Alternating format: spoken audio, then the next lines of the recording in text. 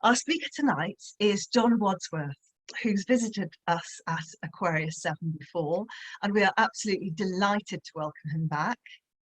John's been practicing as a professional astrologer since 1993.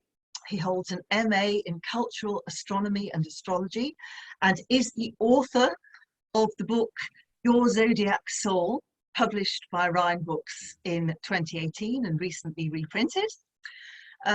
John is a pioneer of astrodrama and astrological theatre, and he founded the Alchemical Journey, which is a zodiacal mystery school based around the Glastonbury Zodiac. John's been teaching astrology since 2000, and he's known for his embodied experiential approach to astrological education. And his Kairos School of Astrology is accredited by the APAI, and I myself took his diploma course a few years ago. Highly recommended. John's talk tonight is entitled The Wounded Wheel, an Astrological Blueprint for the Soul's Healing Journey.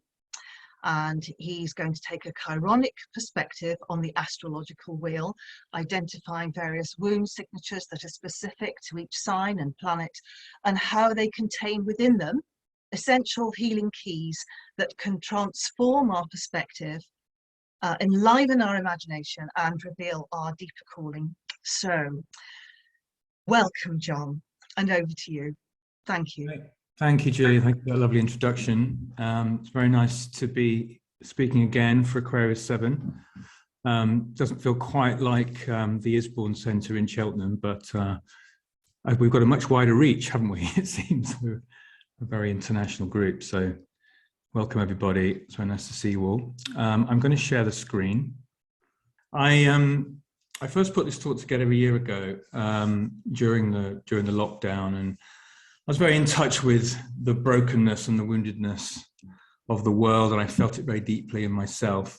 And it really, the thinking in it that's come out of the work that I've been doing on the Zodiac for many years, really, which I set down in my book, Your Zodiac Soul, where I treat the Zodiac as a kind of medicine wheel, which is a bit of a liberty to call it that. But I really started to see that in that each sign of the Zodiac carried a key, a healing key within it, that if we could engage with those within ourselves, with all 12 of them, because I was working on the basis that all 12 of those zodiacal keys or medicines or gateways, as I like to call them sometimes, lie within us, then if we can restore the balance, the integrity, the transformational power within each sign, we could effect a kind of initiatory journey or process.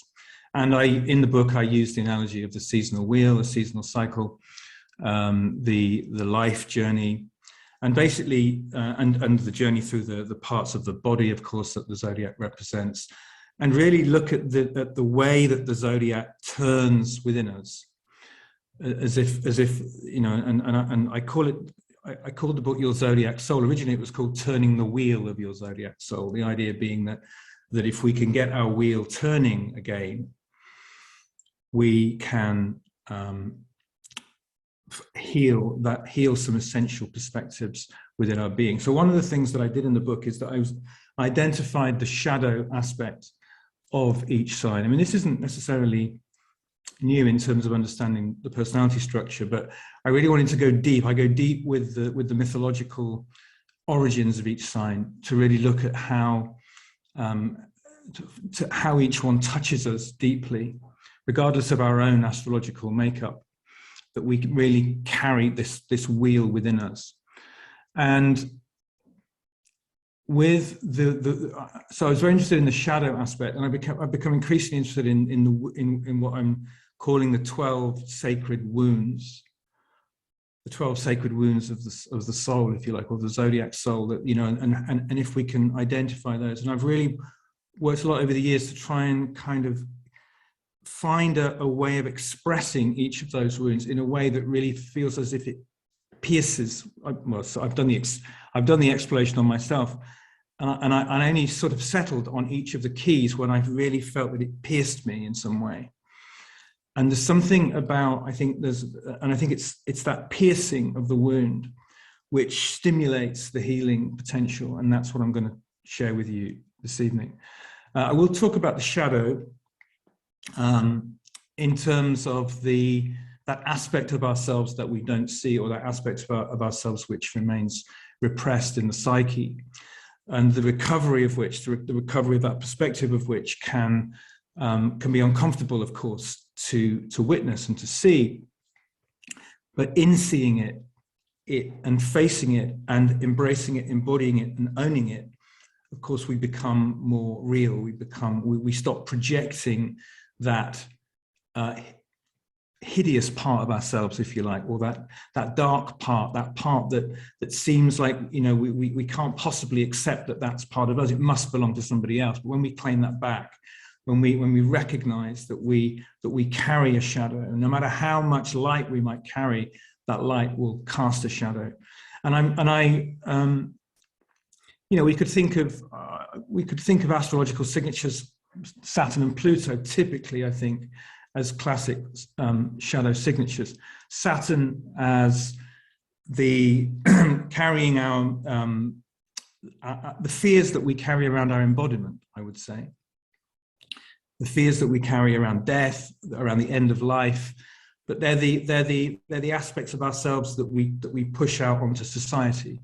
We make society responsible or to blame for those aspects of ourselves that we can't carry. So we put responsibility onto whatever the authority is that we respect, usually the government. So the government might represent the Saturnian shadow, for example, typically.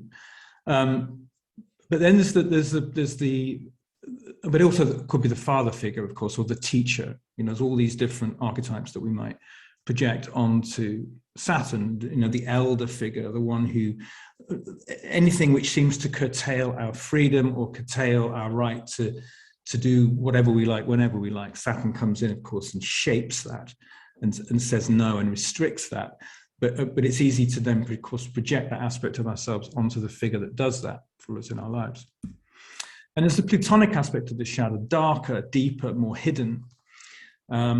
What goes on behind the scenes in the hallways of power. And often the projection of the Plutonic shadow so often is that dark part of ourselves, that destructive, manipulative, that part of us which we wouldn't want to identify with, but we see it everywhere around us. But it's hidden, it's in the psychic realm, it's transpersonal in so many ways, and so it doesn't make itself visible in the way that the Saturnian shadow does, but it lurks, and the aspect of each sign. So in a way, there's an aspect of each sign which lurks deep in the psyche. So I'm going to sort of address that aspect as well of each sign as we go through. And then there's the wound, which of course we would identify typically with Chiron, the wounded healer, the wound that never seems to heal, the wound that we carry with us, and which can really only be addressed by exposing our vulnerability, which I would say vulnerability and what vulnerability opens up when we can open that wound and bear the wound. I talk a lot about how we bear the wound. And this healing path of Chiron, this bearing of the wound, and being able to recognize where it is that we feel most vulnerable. And it may be the Chiron position that points to that. But what I've suggested as well in the blurb for this talk as well is that we can address the whole chart from a Chironic perspective. So it may be the Chiron signature that points to this core wound, but it may be another aspect of the chart as well if we're taking a Chironic perspective towards it. So it may show up through a particular theme. But I think this idea of taking a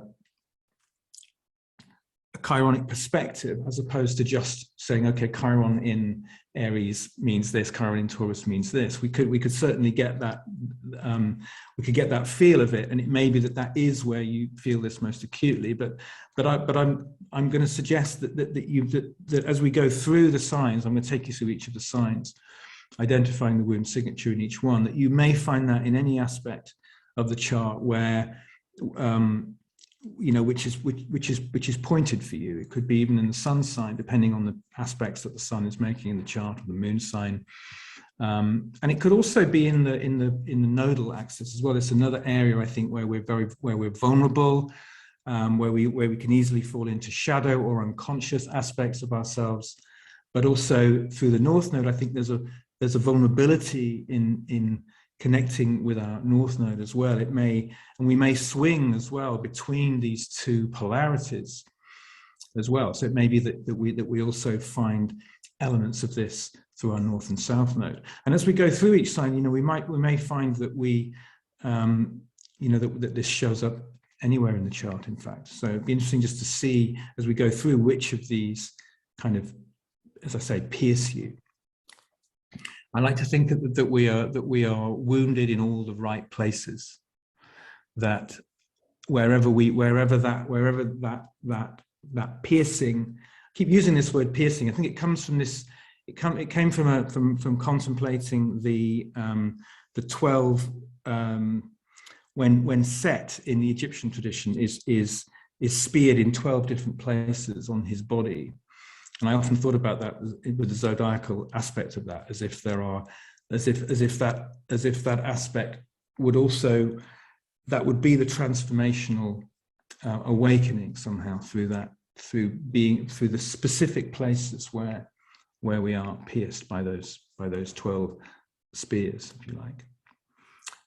So yeah, Ketu and Rahu, the south and north node. The south node, those accumulated deep habits and themes in our lives that seem to pull us down, as if being pulled down into unconscious behaviors that we don't seem to be able to control, into that shadow area. The north node, which seems to want to pull us into this world and may carry with it a certain ambition, but also because we're so much more familiar sort of in that powerful unconscious realm in the south node. The north node may seem like a bridge too far, and when we reach for it, even while our ambition to heal and find the balance pulls us towards it, it also exposes vulnerability. So I think there's vulnerability and shadow and wound in these in either of these places, actually.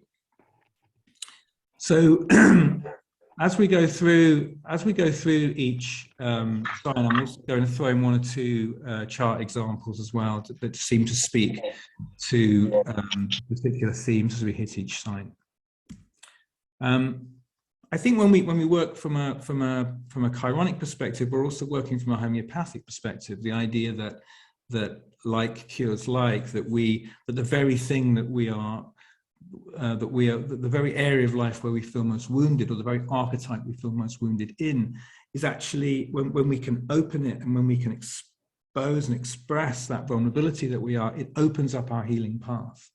So the very thing that we might struggle the most with, that makes us feel, initially weak. I think it's from that Chiron idea that this is the place where we are weakened in some way, but we're weakened because it doesn't seem, we're not as accomplished perhaps in that area, and yet it leads us, it guides us toward the area where we can be of most service as well, both to ourselves and others. And remember, in the myth, Chiron, it's through healing, it's through his capacity to heal others that he in a way addresses his own pain and his own mood. Even though he's searching for his own cure, he of course then is able to help others because he knows it so deeply in himself. And when we feel that those wounded places so deeply in ourselves, I think we are then in the best place to be able to help others. It's, for me, that's something very authentic about that. Okay. So I'm going to take you, with each sign, I'm going to go through this whole process. I'm going to start with a key phrase that identified for each sign, take us into the shadow of that sign, take us deep into the core wound of that sign, and then bring us back with what I would call the medicine of the sign, and then a healing mantra to finish. Okay, so as we go through this, maybe just feel this journey into the wound, and then how that wound might open out again, and just see if and how each one of these touches you, the depth that it touches, what it might awaken as well. You know, and obviously it may be your own sign or the signs that you have strong in your own chart that you feel most, but maybe you'll also get touched by the others as well that you maybe don't identify so strongly with. Okay, let's start with Aries and Mars. And for each of these, I'm going to suggest that the wound of Aries is also, you know, a wound of Mars. It's ruler, likewise with the other planets, that the ruling planets, you know, and it could be perhaps a Chiron connection with the ruling planet as well, that is the thing that we can identify in the chart, like a strong aspect between Chiron and the planet. Okay, so I'm going to give various examples anyway as we go. So let's start with Aries. Okay, it's familiar stuff. So for Aries, everything gets pulled into the moment, doesn't it? Everything is here, everything is now. Like the first buds on the branch in spring, everything is alive. There is only this moment, and everything is for this moment. Yeah, there is no past, there is no future, there is now, and everything happens here, and the action is right here, right now. I am in action, and this is my moment. Yeah, feel that? We get into the shadow of that, of course, because the shadow of Aries is that, you know, if everything isn't exactly as it should be right now, then it's completely intolerable. We're going to just lose it, because there's no way of dealing with that, because there is only this moment. And if it's not right now, it will never be right, right? So herein lies this impulsive rage of Aries, which seems utterly unreasonable, of course, when it's fully expressed. How can somebody get that angry so quickly at something so apparently fixable from the outside perspective? But of course, when you're thrust into the moment and fully there, that's where that anger and rage, which of course can be incredibly destructive in the moment, even though it may be forgotten the next moment by the Aries, or when you're in your Aries shadow energy, however that is, or your Mars shadow. Where does this take us in the wound? And again, some of these might take a little while to let them drop. With Aries, it's something about existence. It's something about birth. It's something about that primal energy of being born. That for me is where the wound of Aries originates. And so the core wound message, the deeply shamed message that lies at the core of the Aries wound, I would say is, I don't have the right to exist. Just let that land for a minute. Sounds too strong, doesn't it? Wow, I don't have the right to exist. Aries? Where's that? What is that? How is that? Something around this. And of course, we have Aries, we have Chiron in Aries at the moment. I'm born with Chiron in Aries. It's something I have connected a lot with over the years, and really to get to this one really was a deep journey, but something about the very basis of existence that I think lies at the core of the Aries wound. And out of that comes but out of it, in the bearing of that wound, the bearing of the vulnerability of that very core existence, comes the medicine of Aries. I've got an example here.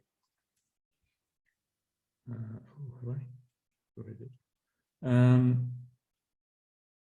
it's coming next. So the intention, will, courage, these I think are core. This is at the core of the Aries medicine, the power of intention, the power to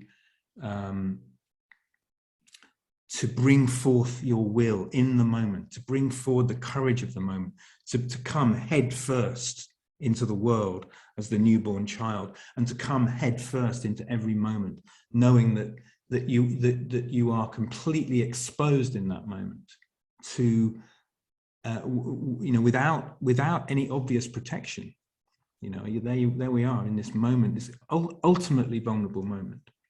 Just go back a slide. There it is. This is what I want to show you.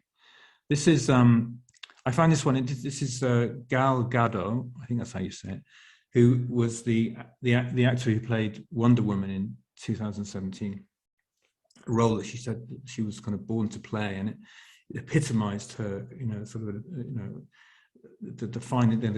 she considers it the greatest role she's played and the most iconic role that she's played. And she has Mercury and Venus in Aries here, and her Mars is conjunct Chiron in Gemini. That was what struck me here, that there's something here in that wounded place. And here she plays this Amazonian warrior woman, who is invincible in many ways, and she carries this extraordinary power through her character.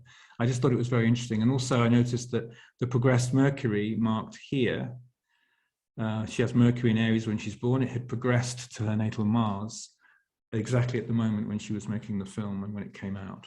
This is for 2017, but it actually would have made the exact conjunction while the film was being made. So I just found that really fascinating. Not going to dwell on these, I'm just going to move through them. But so the mantra for Aries: I am here, I am now, fully present as I am. I am here, I am now, fully present as I am. We're born, we've begun, we're in the world, and we've come in this primal moment of life force and energy. Okay, let's move to Taurus. Well, by Venus, of course, the earthy, fixed earth sign. I have it and I value it. We can think of that period of very early life when we realize that we're actually separate from the world around us, which is not evident in the Aries phase, because we are everything. I am everything I see. In Aries, we realize that everything is not me, and so I want to have it. I want to bring it into my life. I want to own it. I want to embody it. I want to possess it in some way. So the attribution of value that happens very, very early in life. This is, I value this and I want it. It's mine. And so we start accounting also here at some very primal level for what we have. And the shadow of Aries, of course, very evident in the world, is of course when we don't want to let that go, when we accumulate, when we covet, when we attach ourselves to the thing, we become attached. We lose the ability to just appreciate the thing for what it is, and we have to identify it as belonging to us. And of course, greed is one of the darkest shadows that we see in the collective, and all of these shadows can be experienced, of course, personally and in the collective. And it's interesting to contemplate which ones, as we go through, which ones are most prevalent in the collective. And we can certainly see the shadow of Taurus writ large all over the world. What about the wound? Because one of the things that I'm teasing out here in a way is the difference between the shadow and the wound. The shadow is this part that we project out onto the world that we can't really deal with, but that we manifest through our unconsciousness. The wound is something a little different. What's underneath this? I will be left with nothing. Can you feel the wounding there? That I will be left with nothing. If this is taken away from me, I'll be left with nothing. Just let that land for a second. What does that feel, to be left with nothing? Maybe it's at the core of many of our fears, is that we will end up poor or destitute, that there'll be nothing there. And so, of course, through the Taurus gateway, we become extremely adept at our capacity to own and to have and to possess. But maybe this is at the core of it. And maybe when we touch this vulnerable core wound, it can open the medicine of Taurus, which really is the medicine of gratitude. The capacity that we have to connect with nature's gifts, to be able to fully appreciate, embody, inhabit the things of the world, of nature, to learn from nature, to learn from the pace of nature, to allow our own rhythm to slow down to the pace of the natural world, so that we can appreciate that actually nature's gift also returns. And we realize through that understanding, and perhaps through the way that we take food into our body, the way that we tend a garden, the way that we appreciate our five senses, through these types of activities and exercises, we can connect with this essential medicine of Taurus, the medicine of gratitude. The mantra for Taurus: I am fully embodied here in the sensuality of this moment. We're still in the moment with Taurus. We're very early. It's still very young in the cycle. And you know, this is the blossoming time of spring, and our senses are filled with that incredible scent and beauty of the blossoming time of the year. And we're fully immersed in that, in a very sensuous phase of the wheel. I am fully embodied here in the sensuality of this moment. Yeah. So in a way, that spark of fire that is Aries has landed fully and embedded itself and become fully embodied in our experience. Yeah. So fire is always followed by earth in the wheel because it needs to ground, otherwise it will burn up the world. It needs to land, it needs to earth and ground itself, and it does this, of course. The Aries fire then embeds and embodies itself in Taurus. What about Gemini? Ruled by Mercury, the messenger. I have to know what's going on. This is this phase in childhood, you know, where we learn to articulate. We learn what things are called, that things have names, and we begin to learn to speak. And at first we may just be naming the things that we see around us, but we're curious, endlessly curious around what's going on. It's an early phase of childhood, but we've developed now beyond just the primal instinct of having, and into the substitution, where words come to substitute for the things themselves. It's an interesting process, this idea of substitution. We no longer are so attached to the thing, but now we have this new skill, this ability to turn things in language, to make up stories, to get around things. You know, it's that period where we become creative. We learn how to get around our parents. We learn how to lie. We learn how to trade. These early skills developed in the Gemini phase. But in order for that to happen, we need to know what's going on. We need to know what the word is, what's changed from this moment to the next. It's the shadow here. Anxiety. We're living on our nerves, right? It's Mercury. We're living on our nerves. There's anxiety. There's inconsistency. Everything's changing. It's like the wind has come and blown that beautiful blossom off the tree in spring, as spring is now turning into summer.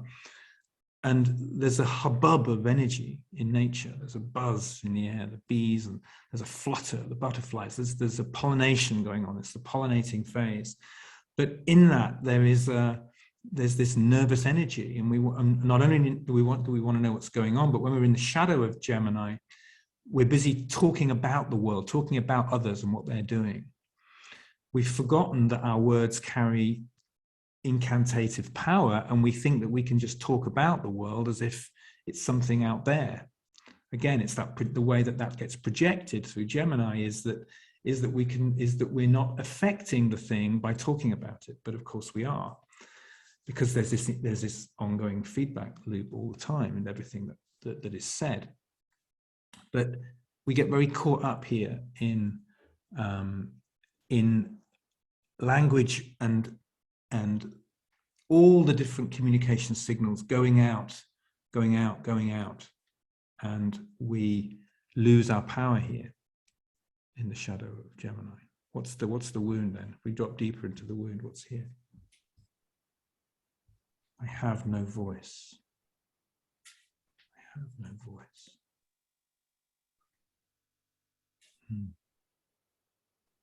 Could that be at the core of that endless need to communicate? Again, the fear of not, or that fear of not being heard, of not being able to communicate, of the conversation ending. Yeah, just let that settle in, that wound. I have no voice.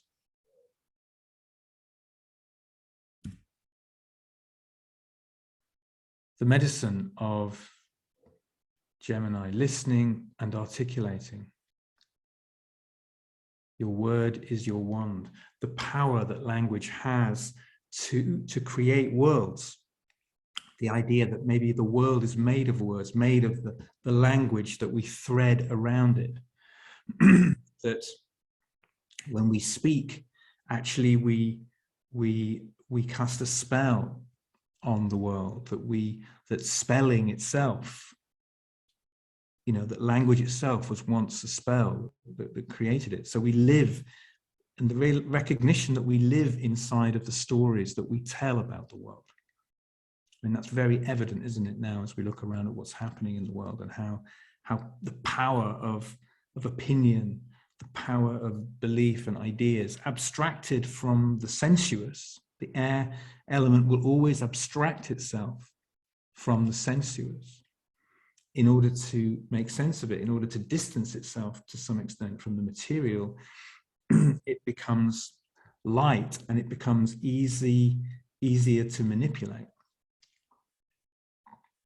But when we recognize that, that in the listening and the articulating language, the power of that and what that can do. This is Russell Brand. I think it's a nice example. He's a Gemini, Mercury retrograde in Gemini. Incredibly articulate, incredible thinker, extraordinary level of intelligence, and a great comedian, of course, and becoming a very important voice in the world. A huge following, offering alternative perspectives, asking questions right now that aren't being asked in many sectors of the media. And here he has the South Node right there at the beginning of Gemini, in the first degree of Gemini. So interesting, isn't it? And it also made me think of that there's a wounded place here, or there's a shadow place here. I think back to I think about how he's changed as well in the way that he expresses himself, and I think back to like the incident when he pulled this awful practical joke on another actor, Andrew Sachs, years ago with Jonathan Ross. You might remember back in 2008, and he was kind of hauled over the coals for it, and it was I think it was quite a shaming moment for him, maybe even a turning point moment. I mean, he went through his drug addiction and alcohol addiction, and went through a lot of rehab and sort of found God through that process as well. So they went through a lot of transformation in that process. But there was something here around, there's something in the use and misuse of language that I think he's had to grapple with a lot. But also this capacity for articulation, which is, extraordinary, the ability that he has. So there's something, I really felt that with him.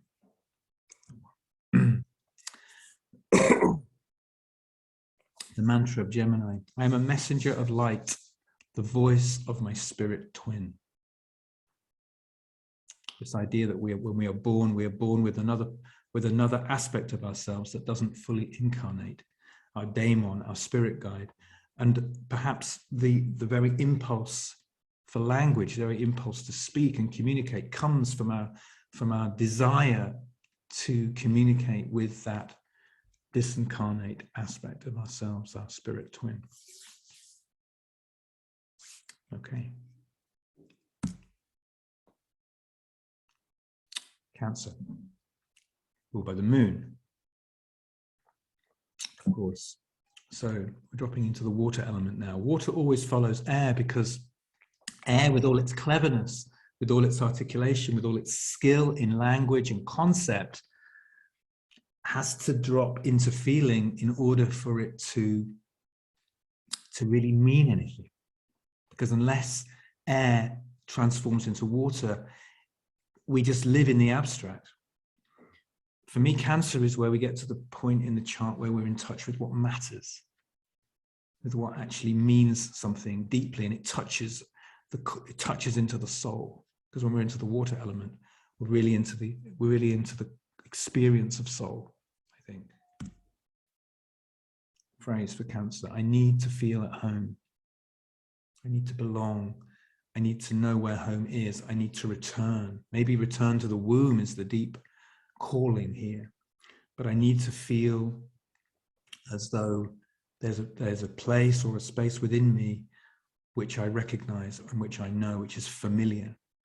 You know, imagine if you didn't have anything around you that was familiar, and you were wandering around with nothing familiar, nothing that you recognized, nothing that you remembered, nothing that you could recall.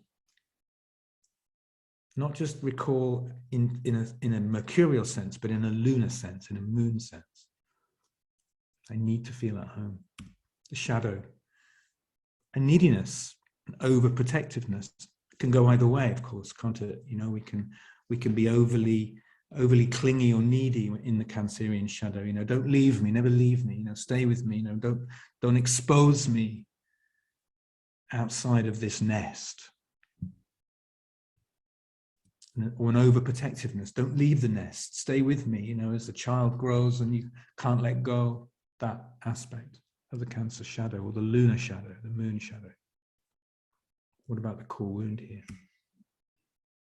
I have no connection to my roots.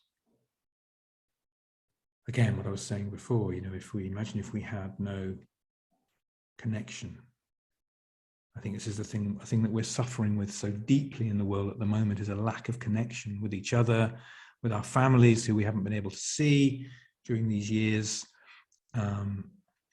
you know, and origins, and you know, and our beginnings, a sense of continuation, where life is being interrupted so much. Where is this core need that we have to feel connected in the roots of our being, whether that's our ancestors, our family members, or just a sense of being part of the human being in its own story, and that we feel connected to that. You know, maybe as we're becoming more and more fused with the technology that has fascinated us all so much. Again, where's that connection? It's not that technology exists more in the air realm, but it doesn't necessarily land in the water realm. For Cancer, that need for home and that need for deep connection is a core wound that we all carry now. The medicine of Cancer: to remember, to reintegrate memory into our being, to reintegrate the parts of ourselves that are lost, to heal the past, to heal the wounds of the past, to heal the storyline, to heal the family in some way, connection with the family. The mantra: I am connected to the source of my being, and I remember my origins. Yeah, just say that, just to connect with that. I am connected to the source of my being, and I remember my origins. It's interesting, isn't it, to contrast the experience of birth, which we encountered in Aries, with the idea of origin, which is a memory of where we come from. Because in Aries, there's no memory. We're thrust and swept up and completely enthralled in the moment. We don't remember anything. In Cancer, we remember. This is the medicine of remembering, to remember where we originate, where we come from. And this is the lunar medicine, of course, the moon medicine. Yeah. About Leo. And the sun, of course, ruler of Leo. Here we're into fire again. You know, that deep dive in water must be followed by fire in the wheel, because fire brings us back to life. Otherwise we will drown, we will submerge in the waters of soul. But the spirit of fire, the spirit energy, which draws us upward and outward and into the moment and into life, brings us back after we've done that dive into water. I am the heart of this creation. There we are, as bold as you like. I am the center of this thing. And I am the heart, the beating heart of it. I am the heart of it in every sense. The fire, the central fire, the centrifugal force that enables this creation, whatever that is, whether it's your creative project, whether it's your child that you have given birth to, whether it's whether it's the creator himself or herself. It's the idea of what connects us to that originating creator being that made the world.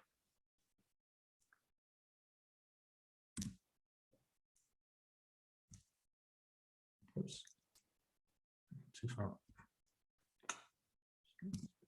Responsive. Okay. Shadow of Leo, of course, is when we become so central to everything that we completely lose perspective. We become egocentric. We become dominating in our presence, because of course Leo carries this wonderful charismatic power, but that can easily slip in the shadow into dominating, feeling as if that you're the only one who can make this happen. And so in order to dominate everything around you, you have to enforce your will. Again, we're in fire, which is the energy of the will. Or you become the drama queen. Maybe everything's tragic and terrible. Maybe you go into you pull all the energy toward you, or we pull it toward us when we're in this shadow energy. And we still remain the center of everything. We're not oppressing in an obvious way, but in a sort of passive aggressive way almost. We are drawing all the attention to us through being the center of the drama, which is still actually dominating, isn't it? Just in a different way. What about the wound?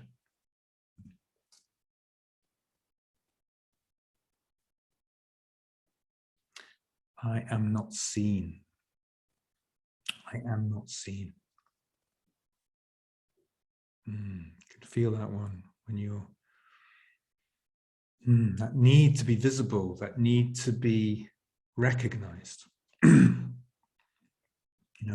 Being in a place where you're not recognized, where no one knows who you are. Maybe you've had those experiences in dreams when you look around and nobody knows who you are. Maybe there's a wound here somewhere of not being known. And it sits deep, I think, in all of us. It's a solar wound. There's something about the expression of our sun sign, of our solar energy, which is about being recognized as we are. Maybe we could expand this, of course, to say, I am not seen as I am. I'm not recognized for who I am. That would be an expansion of that. To be recognized for who we are. I think that's the role of the father, actually, when we're growing up. The father's role, if the mother's role is to care for our emotional and material security in some way, and to make the world safe, the father's role is to see who we are and to recognize what is growing in us and what will expand from us at an archetypal level. So this could be a father wound, not having been recognized when we were young. And then maybe having to push ourselves forward as a result. Well, because of course we act from the wounded place and we push too far in the opposite direction to try and compensate.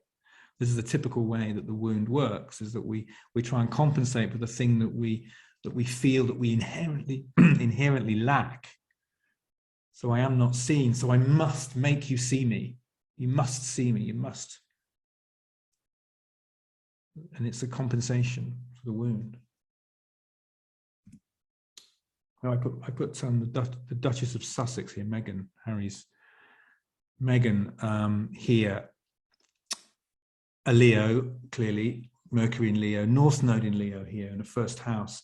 Very, and just was just contemplating with her, you know, the way that she's been sort of through the marriage, of course, to Harry, thrust into the public eye in the way that she has. And I was thinking about all of the drama that there was around her wedding when her father sort of embarrassed her hugely, and the whole wedding became about her and her father, and it made me think that there must be a really deep father wound here in her life of, you know, and you know, it totally overshadowed the wedding in so many ways. So just, you know, I was just struck by that in her case.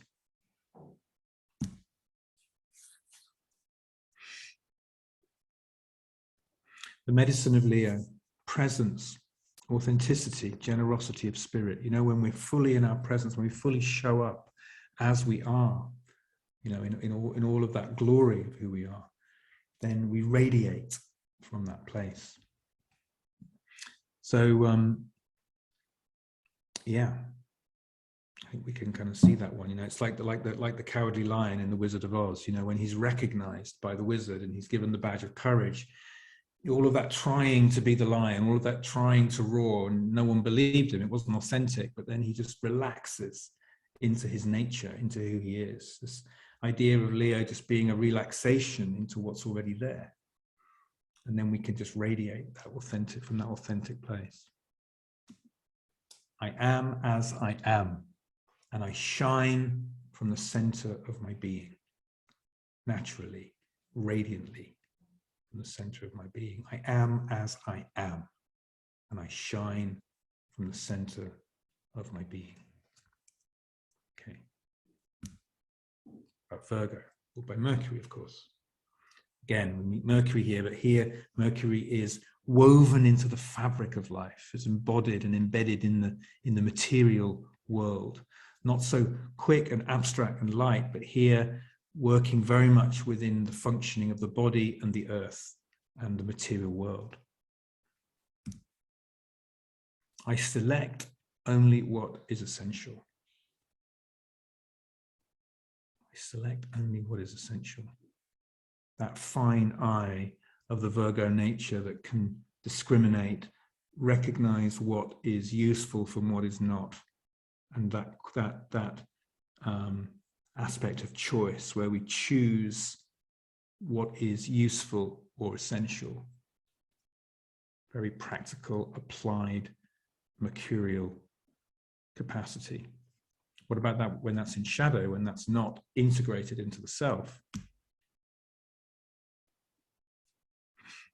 Sorry, it's very slow, this. There we are. It becomes a kind of Puritanism, I think. It becomes very judgmental, overly critical.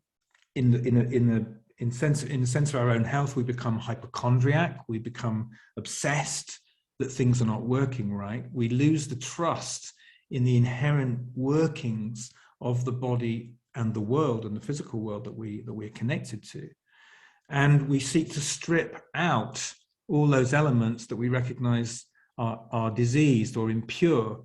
And in the stripping out of that, in its shadow form, we lose the wholeness. I think this is the thing with Virgo. We can lose we're so far into what we're seeing through the microscope that we've lost the whole picture. I think we're seeing this, you know, this shadow played out very obviously in the world through the dominance now of specialized forms of medicine, which are, you know, in some ways this is the realm of the expert, the one who, you know, we can't really penetrate into that level of specialization, and so we have many specialists who are looking at a part but losing the whole.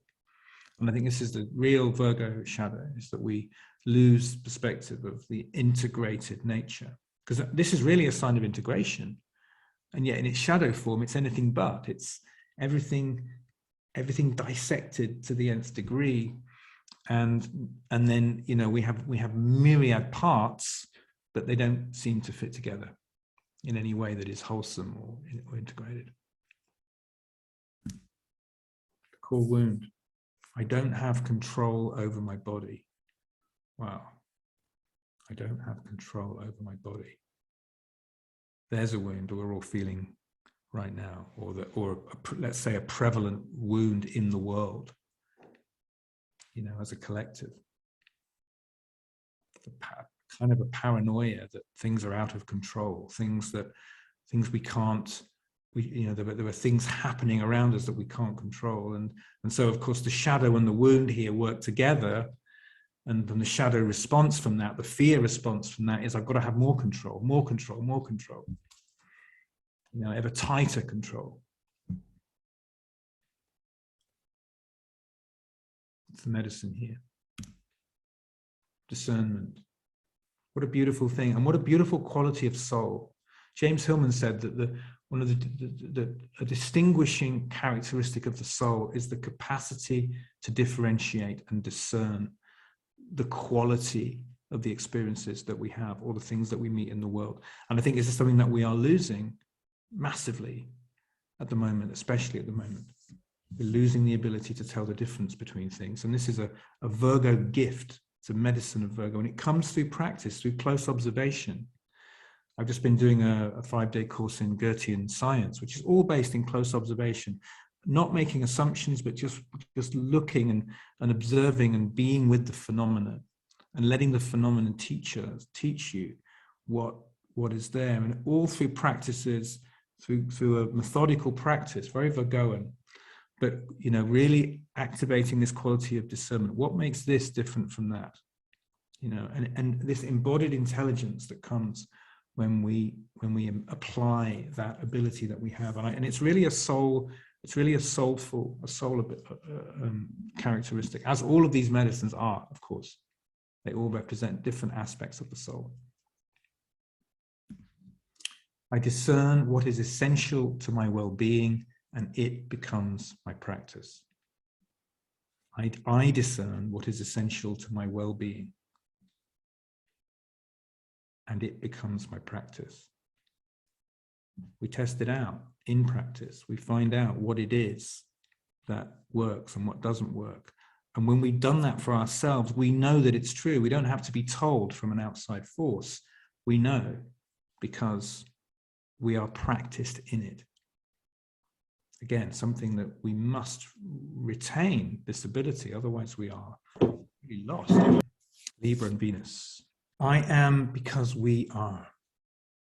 We are Libra. We've reached the opposite point in the wheel. The I am place of Aries has now met the we are place of Libra. And in Libra, and in the Libran, through the Libran gateway, we realize who we are through the vehicle of relationship, of course. This is the point where we, for the first time in the wheel, we can look back at somewhere we've already been. We can look back at the origin.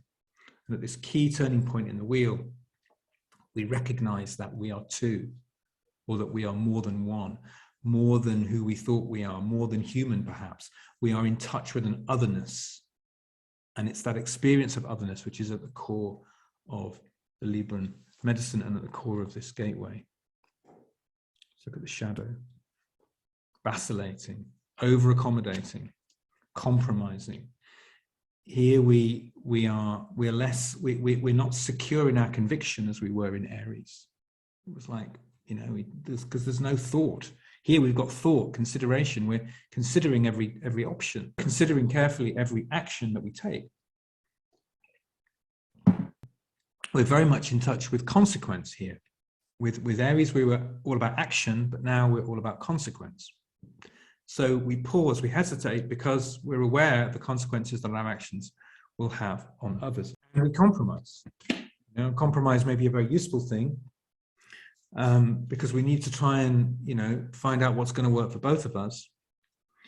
But we may be over-compromised and lose our own will in the process. And we can easily project our will onto the other.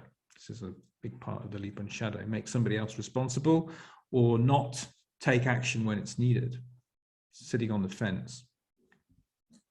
I had an interesting, there was an interesting thought the other day, which is how do we find a middle way without sitting on the fence? That would be a good Libran question to ask. Core wound. If I'm not nice, You won't love me. Not being loved, not being liked, not being appreciated. It's a deep one. Yeah. Valuing other people's opinions of us so much that we hesitate to express our own, or we hesitate to be ourselves because we might get rejected. So there's something of rejection, I think, at the core of the Libran wound. And because of that, when we look back at the shadow, because the shadow in many ways is a way of shielding us, the shadow expression is a way of shielding us from the wound, which is so painful, we vacillate, over-accommodate, over-compromise. What do you think we should do? What do you like? What do you want? Yeah, we try and please as opposed to really owning our own pleasure, which is really what Venus wants, right? Venus is all about pleasure. She wants to feel completely adored and seen and known in her deepest pleasure. And yet in the shadow of Libra, we're trying to find out what pleases the other and maybe denying that essential part of ourselves, which seeks out that experience. The medicine of Libra. Beauty is a quality of soul, which I think is being run down a lot at the moment. You know, the quality of the experience of beauty, a core soul quality, you know, and a way of ascertaining truth. You know, you know, if there's a way that we could say, well, beauty is truth. You know, if it's not beautiful, if it's not in harmony, if it's not in balance, if it's not in right relationship, how can it be true?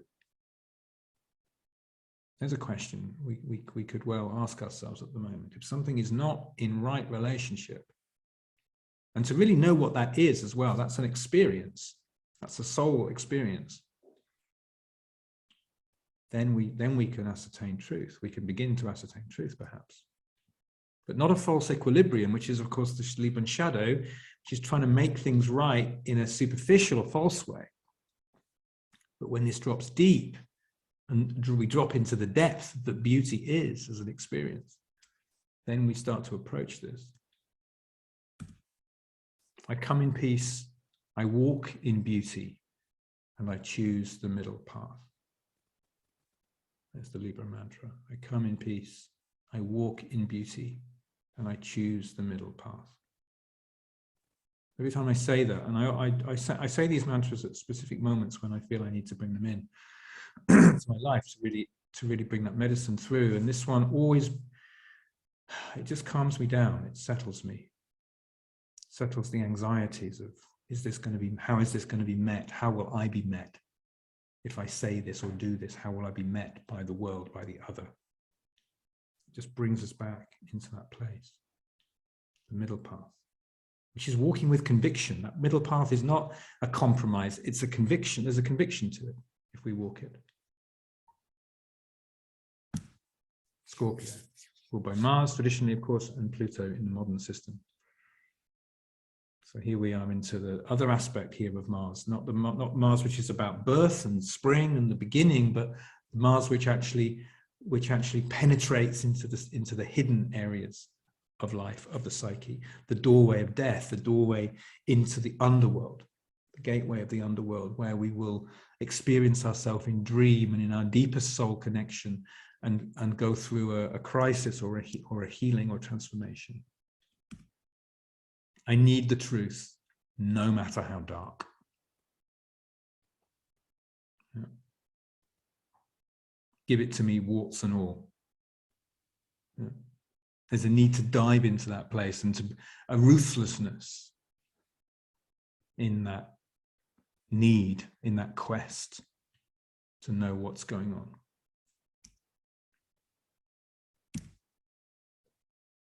The shadow here comes out of an utter mistrust, I think, of the world.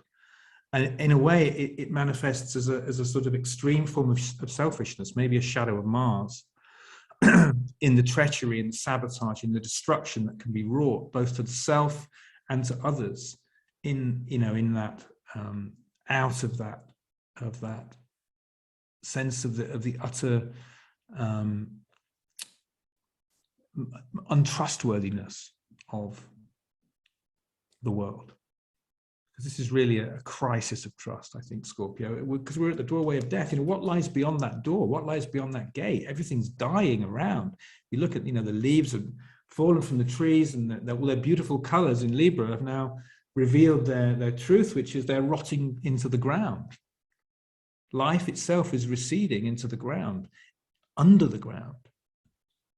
That takes trust to go and follow that journey of the rot into the earth, to know that place of actually there in the underworld you find the protectors of the seed that will guarantee the return in spring. But at this moment of crisis, we don't know that, but we need to know it. And so we follow it and we go deep down in order to know it. But in the process, all hell can break loose in its shadow form. What's the shadow here? What's the wound here?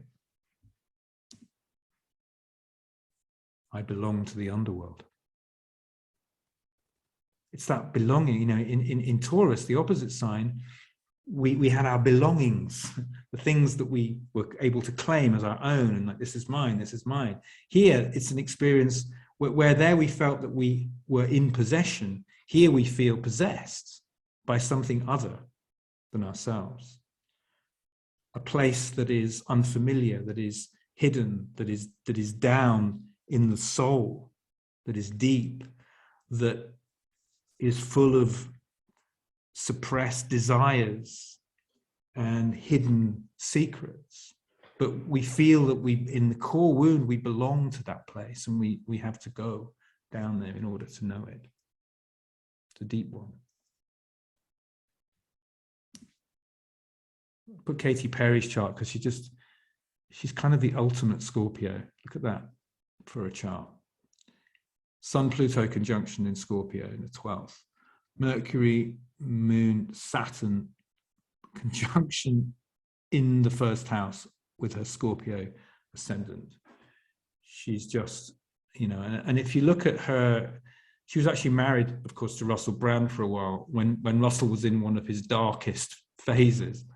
But she also, of course, she exposed, the lyrics of her songs were so controversial. She went for every taboo possible at the time when she brought this out, and she was a catalyst and a pioneer of breaking all kinds of taboos, sexual taboos in her work as a singer and a musician. And there's no place that she seems that she won't go. She's ruthless in that desire to talk about sex, to have it out in a way. First house, of course, she wants to have it out about what it is that is dwelling in us, all that sexual energy that is repressed. So I think she's a great kind of example here. Both the planets we identified as being manifestations of the shadow, Saturn and Pluto, also both prominent players. Sun conjunct Pluto, Moon conjunct Saturn. I won't go into it too much at the time, but very interesting chart to consider. The medicine, deep soul healing, transformation and rebirth. Yeah, that depth that we must go to, perhaps facing our own death in order to come back, in order to face ourselves in our darkest place. And only then can we trust and be trusted. That's important, isn't it? Notice how we trust people who've been there and done that. And you can see that they've been there. They're not pretending. It's not just propaganda. They actually have been there. They've faced that dark place. They know it. And they recognize themselves through it. They walk with the shadow. Yeah. In facing my own shadow, I honor the depth of my soul. To honor the depth that is there, to recognize it, and to recognize it that it dwells within me. It's not out there in the world in some hideous character or figure or in some aspect of the world. It dwells within. And that's the healing, that's the medicine. Scorpio, of course. Sagittarius, Jupiter. We're expanding, we're growing, we're going beyond, out into beyond death in many ways. We've seen God now, we've connected with a bigger purpose, Our faith is restored. We're coming back. We've come back from the underworld. We're now lit up. We're aflame like the phoenix risen from the ashes. Here we are in Sagittarius. I must see further, expand my knowing.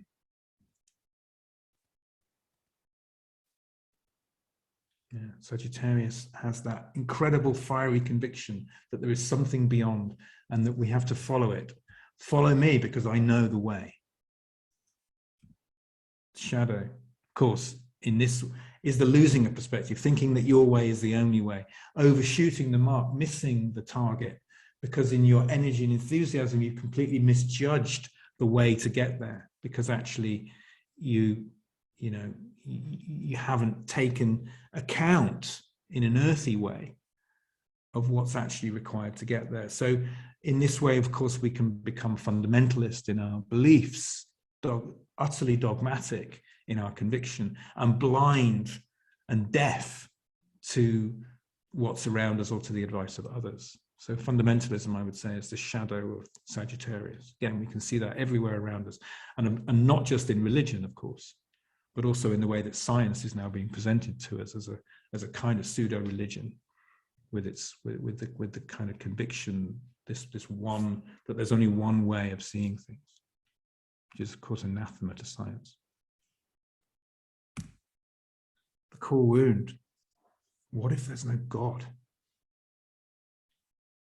I had to think a lot about this one, and it wasn't until I got to this, that it actually went, ooh, okay.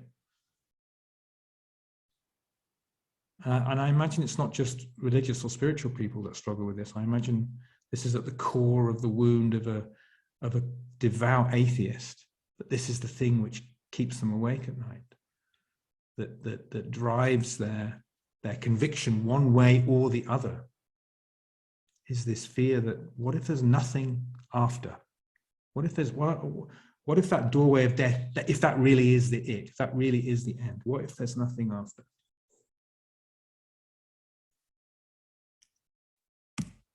Here's Billy Graham. He's an interesting example. He's got his North Node there in Sagittarius in the 9th house, with a Moon-Mars conjunction there as well. There's all the fire and passion that he brings forward. Absolute, utter, unwavering conviction his entire life, committed to his Christian mission. And he, of course, fills stadiums of people, who wanted to listen to him because they wanted to hear this fiery preacher tell them that there was a God, tell them that there was something beyond. Medicine is faith, the development of faith, and a metaphysical study, looking, really going toward the religious instinct that we all carry. That's really what Sagittarius is. It's the religious instinct that we carry, and it really is an instinct.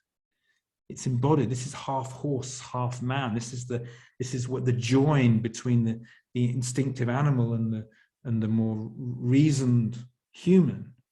It's a visceral, very, very physical experience as well. And it requires a huge amount of energy to exert that. Hence, Sagittarians might become athletes or people who are trying to exceed or break new ground in some way. But here we also, with Sagittarius, we're trying to break new ground in our understanding of the bigger picture of the world as a whole, and the development of intuition and inner knowing, and a knowing that we can trust because we've kind of been there, we've traveled, we've made that journey. I know the way, I am guided by the stars, and I trust that my aim is true. This is a good one if you're feeling a little bit uncertain or you're not quite sure which way to go. Just drop into this one. I know the way. I am guided by the stars. Look up at that point. Just remember that and imagine that there are these guiding beings or forces or powers out there that actually can show you the way. I trust that my aim is true. It's the reinstallment of trust and faith, Sagittarius. Capricorn, ruled by Saturn. Here we've reached the pinnacle of the wheel, the sign that carries the wisdom of the initiates, which is the sign into which mythologically and archetypally the initiate is born at the solstice, the one that carries the knowledge, the one that has the experience to see something through to the end, the teachers. I will endure, I will reach the goal. Capricorn. This is seeing something through. Saturn, pacing yourself, working within the bounds of time, having a plan and reaching it, initiating it with that cardinal Capricorn energy, but actually seeing it through to the end. How different from Aries, which is so swept up in the moment, there's no thought of where it will actually go, or no practical strategy for that. But here in Capricorn, we have the capacity to begin, and even though maybe slowly and deliberately, see something through to the end. About the shadow.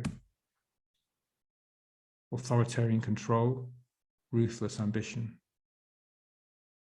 It's the control of Saturn, isn't it?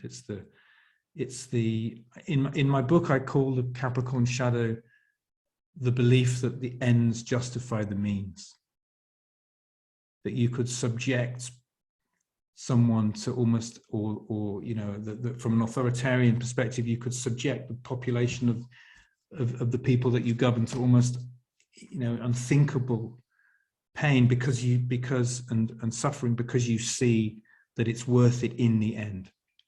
That's real Capricorn shadow stuff, and I think we've seen this, you know, from the power that was unleashed from the Saturn-Pluto conjunction in Capricorn. Here we see the Capricorn shadow so obviously playing out in the world through the control agenda that seems now to really be taking hold.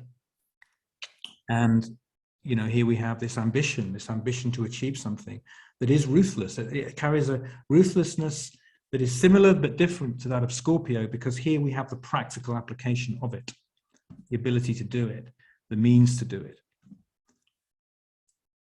What's the wound? It's my fault. I am to blame. The scapegoat. That was one of Christ's names, of course, the scapegoat. Comes from the Jewish tradition of the Azazel, the two goats, one that was sent off into the wilderness with all the sins of the people, so that the people wouldn't have to face it. They would, and Christ in some way also said, didn't he, that he carried the sins, you know, on behalf of the people. But there's something deep in this archetype which is around it being my fault. Think of that, and how much of this comes out of I'm to blame. I've got to put this right. Yeah, I won't dwell on it too much, but just, you know, just sort of feel into that, where that lands for you.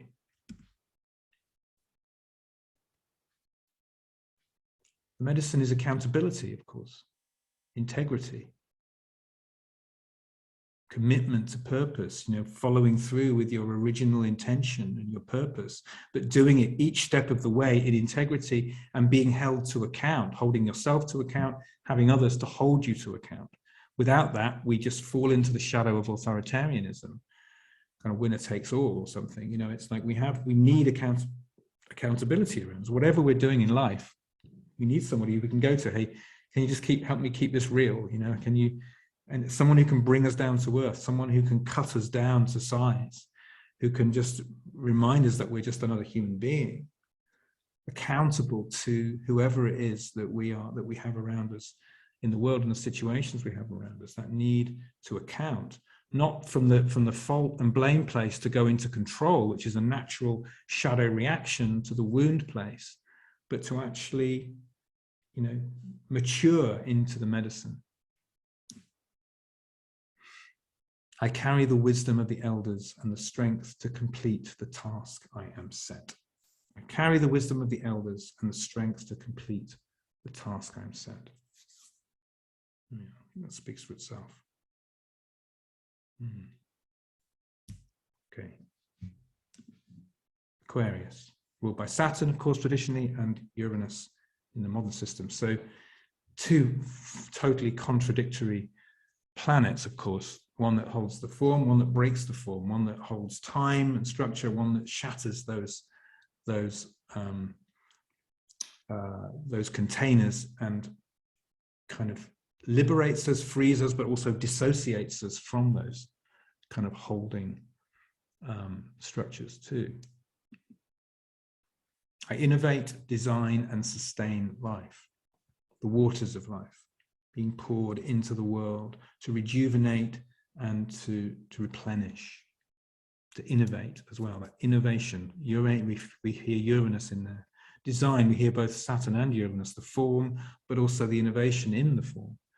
And the sustainability, the fixed energy of Aquarius, the one who carries the water, but is not of the water.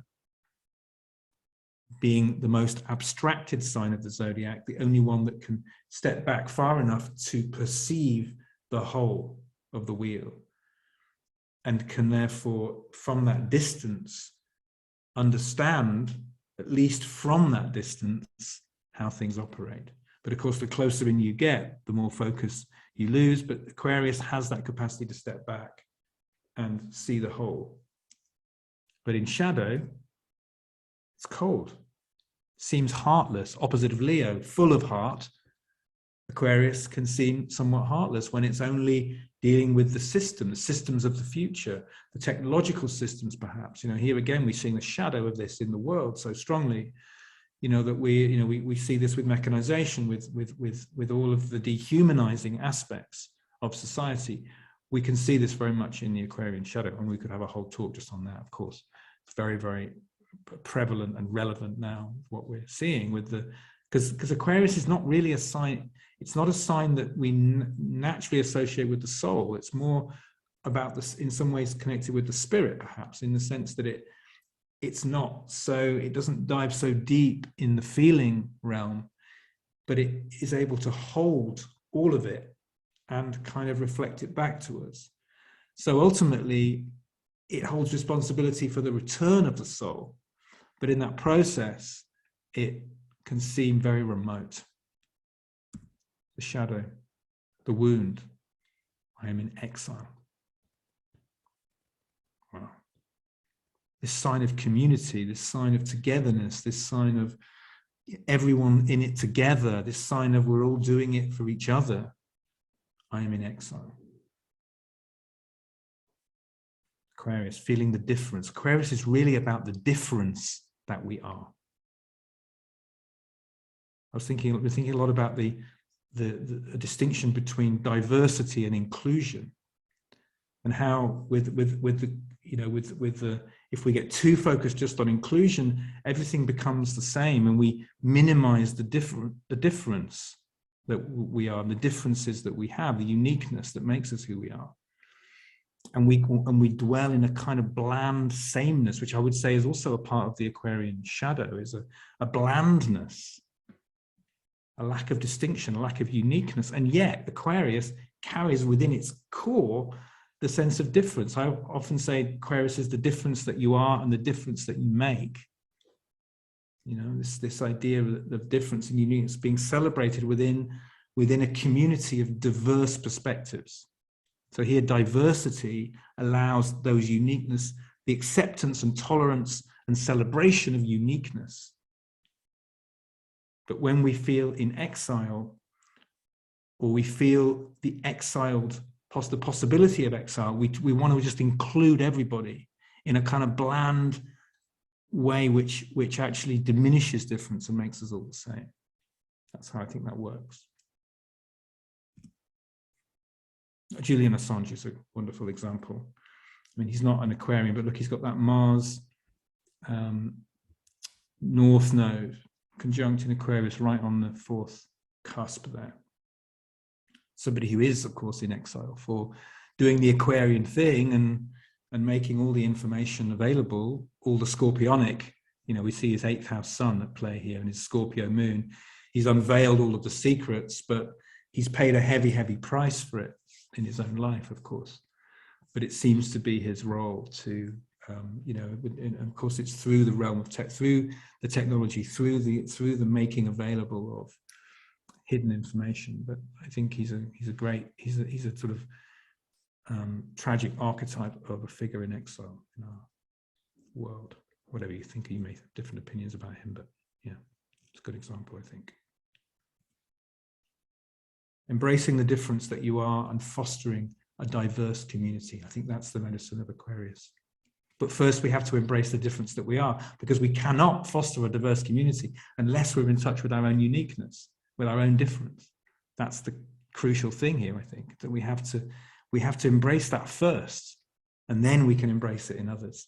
And if we've lost touch with our uniqueness, then we don't recognize it in others. We have, and then we want to just like minimize the harm, or then we go into a kind of an extreme form of political correctness where nobody can say anything to anyone, because we might touch that vulnerable place, and yet somehow we have to embrace the differences that we are, not diminish them, I believe. I think this is part of what Aquarius teaches us. I enable the waters of life to flow in service of humanity's highest vision. There is a vision here. Aquarius carries the vision of the future, and it is the enabling of the waters of life.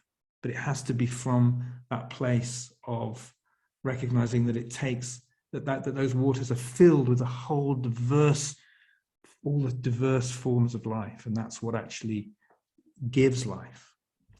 Okay, Pisces finally. I'm here, ruled by Jupiter and Neptune.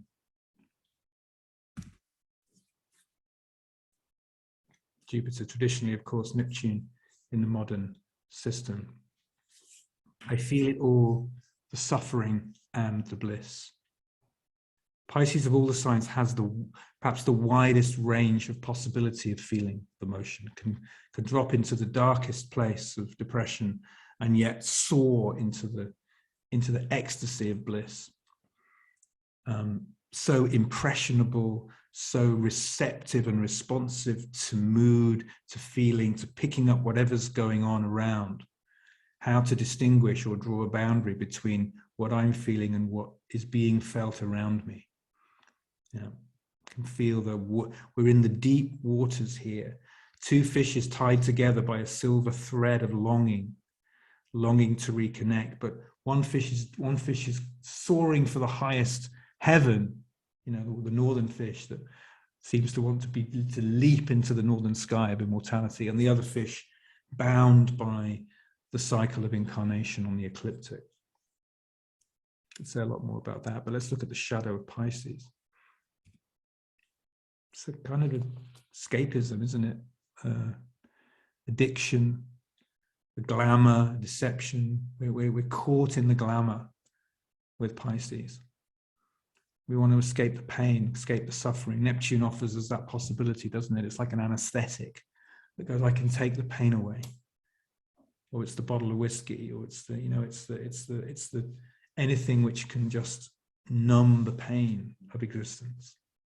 When we feel everything, feel it all. What's the wound? What's the core wound here?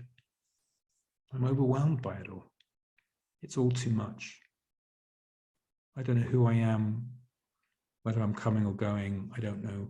I can't distinguish myself in any way from what's around me. I'm overwhelmed by it all. So we go to the glamour, to the deception, to the guru. We anything which will just be a balm, even a temporary one, from the pain, from the suffering. I put Tom Cruise here. Probably because I was watching. I watched Eyes Wide Shut last night. An amazing film. I'm sure you've seen it. And I thought about the Tom Cruise character, and I looked at his chart, and I really fell into that Jupiter Chiron conjunction in Pisces.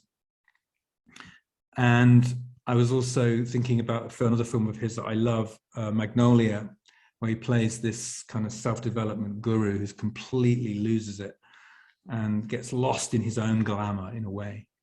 Because it's very interesting, isn't it, when the roles that actors get drawn into. But also in his personal life, he's a Scientologist, isn't he? He's kind of completely immersed himself in this ideology of this kind of religious ideology of Scientology. So there's all this kind of draw, and of course he's a Leo. We've got that big Leo theme going on as well, or rather his moon is in Leo. Not his sun is a Cancerian, but he's got the moon, Venus, North Node in Leo, very prominently placed up there too. But yeah, I was really struck by him as a figure. sort of, you know, in this archetype. Deep empathy, compassion, unconditional love. The compassion, the suffering together. Yeah, different from pity, where we sort of are on a different level somehow. If we pity someone, we recognize their suffering, but not our own. Whereas in compassion, we recognize that your suffering and my suffering are connected. Just as our joys are connected, so our longings and our deepest pain is also connected.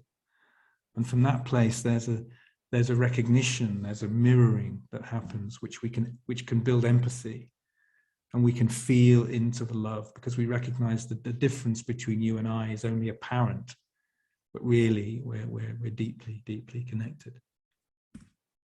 I am not separate. I am one with all beings. That may just come to us in a moment of oneness, an experience which for the Piscean nature is one which may well happen at some point in your lifetime. I am not separate. I am one with all beings. And once we've experienced that, it's hard to take it away again. It's deeply subversive, of course, of the way that the world works, because we're not taught that. We're not educated in that.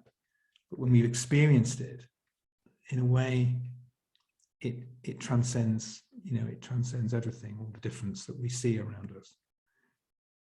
Not that it eliminates difference, but it acknowledges and recognizes not just the interconnection at the level of ideas, but at the level of feeling, in the depth of who we are in the soul. Yeah, there we are, Pisces. So we made it around the wheel. I realize I went over time a little bit, Gillian, sorry about that. Yeah, we've kind of done it. There we are. The blueprint to our soul's healing journey, I believe, is here.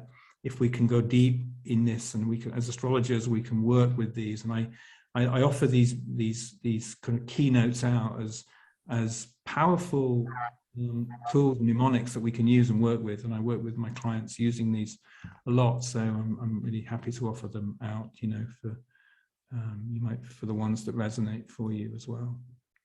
I just mentioned my website, which has actually just been launched this week. I've just had it redone since the school got the accreditation through the APAI, and we have a foundation course in astrology, a new one starting. It all runs online now. It runs from 20th of April. Gillian, you'll be hopefully there as well. Gillian actually is now on with the school, which is really wonderful. So yeah, I'll leave you with that. Please visit my website and have a look at all the things that we're offering on there. Thank you very much.